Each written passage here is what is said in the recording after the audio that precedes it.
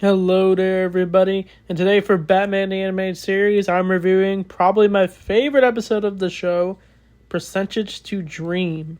So this is where Batman's in a dreamlike world. I'm already spoiling it, but this episode's like how many years old?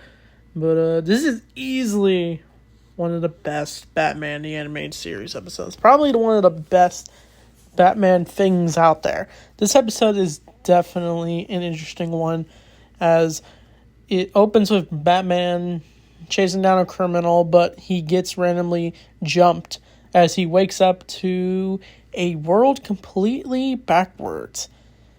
As I reveal what's going to happen, major spoilers, since this episode is really good and you should check it out.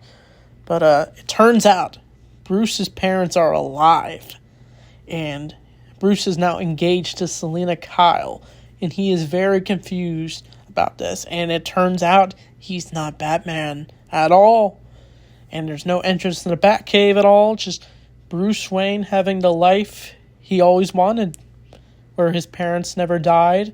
He's engaged, and I guess you can say he's happy in some way, but he feels that there's something going on.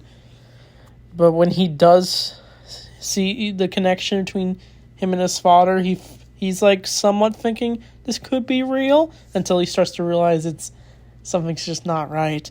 But he does witness Batman fly across the sky and stop a criminal, and it like surprises Batman. He even thinks it's cool.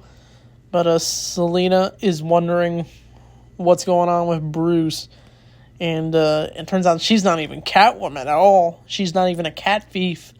She's just engaged to Bruce Wayne. So the two are basically meant for each other in this what-if world. But when Bruce thinks things are actually good, he thinks his life is in order, he notices a book. And he starts to notice how none of them have proper printing. Like, the printing is backwards. Like, he can't even read it at all. It's just a bunch of gibberish. And he's realizing it's all a lie, so he decides to investigate.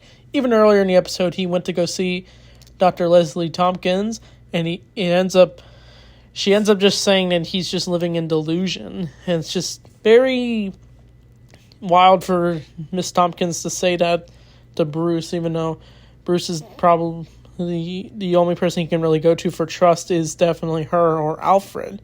And Robin doesn't even exist either in this world. So Batman dons a little get-up before he has a little talk with his dad, but his parents are starting to get concerned about what he's doing, so they send a cop to go find Bruce and ask him to come in for questioning.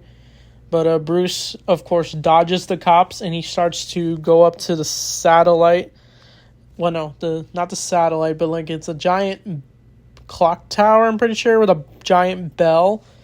And this is where he tries to get Batman to come to him. When he starts to see him on the TV, he's wondering if he's the answer. And it's revealed that he is the answer. And this is where we get a wild fight between Bruce and Batman. But Batman ends up fighting... Bruce ends up fighting Batman, my bad.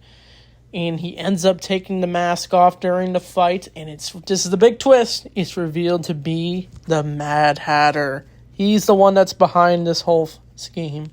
He apparently, when he was out chasing that criminal in the Batmobile, when he got knocked out, the Mad Hatter actually put a device in Bruce's head while he was unconscious, and now he's in a dreamlike world where everything is perfect, like I said earlier. But this infuriates Bruce as he realizes he's been living in a dream this whole time. He thought he was living in a world where everything was perfect, but he realizes it's not really the world that's truly real, as he realizes Batman will always be there in his life. That's what makes this episode so tragic.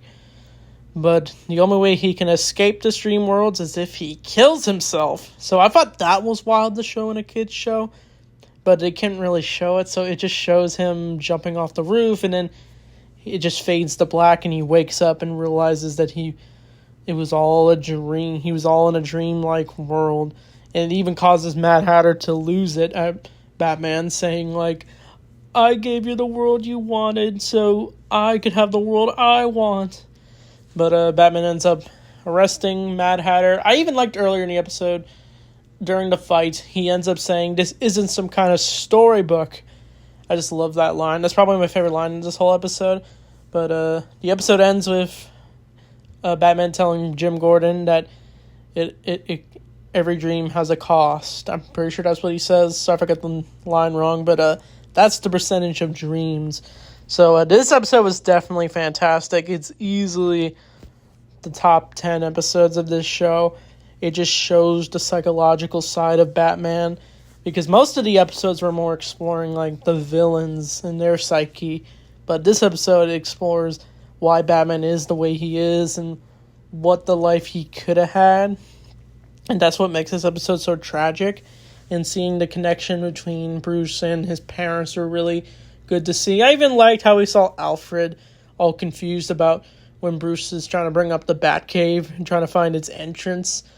And it just makes Alfred confused. So yeah, this episode's easily a 10 out of 10. But the next episode, I'm pretty sure it's the Cape and Conspiracy, the Cow Conspiracy, I'm pretty sure. But I'm excited to talk about that episode.